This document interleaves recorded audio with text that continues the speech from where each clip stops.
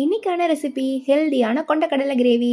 1/4 kilo கொண்டக்கடலையை over night ஊற வச்சிருக்கேன். இதை குக்கர்ல போட்டு கொஞ்சமா உப்பு சேர்த்து 5 விசில் விட்டு வேக வச்சு எடுத்துக்கலாம். நெக்ஸ்ட் 1/4 கப் தேங்காய், 1/4 கப் வறுத்த மல்லாட்டை, 4 முந்திரி பருப்பு இதையும் மிக்சியில போட்டு அரைச்சி இதை ஓரமா வச்சுக்கலாம். நெக்ஸ்ட் ஒரு பேன்ல 1 ஸ்பூன் எண்ணெய் ஊற்றி 2 பட்டை, 2 இலை, ஏலக்காய், கிராம், கொஞ்சமா பெருஞ்சீரகம் போட்டு பொரிஞ்சதும் கூடவே ஒரு பச்சை மிளகாயும் சேர்த்துக்கலாம். பொடியா கட் பண்ண வெங்காயத்தை போட்டு நல்லா வதக்கிட்டு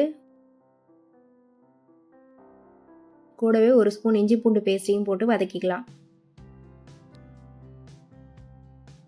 3 ஸ்பூன் வீட்டு மிளகாத்தூள், 2 spoon chicken masala, 1 spoon Kashmir மிளகாத்தூளையும் போட்டு நல்லா வதக்கிட்டு 3 தக்காளியை மிக்சியில் அரைச்சி வச்சுருக்கேன். அதையும் இது கூட போட்டு பச்சை வாசனை போகிற அளவுக்கு நல்லா வதக்கிக்கலாம். இது கூட 1/4 ஸ்பூன் மஞ்சத்தூள், தேவையான உப்பு போட்டு நல்லா கிளறிட்டு நம்ம வேக வச்ச கொண்டக்கடலையும் இது கூட சேர்த்து நல்லா கிளறிட்டு மூடி வச்சிடலாம்.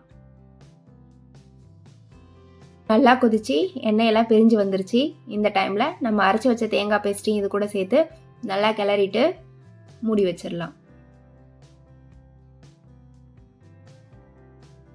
இது நல்லா கொதிச்சு தேவையான அளவுக்கு சுண்டி வந்ததும் இது கூடவே 1/4 ஸ்பூன் நெய் சேர்த்து அடுப்பு ஆஃப் பண்ணிடலாம். அவ்வளோதான், டேஸ்டியான சன்னா கிரேவி ரெடி.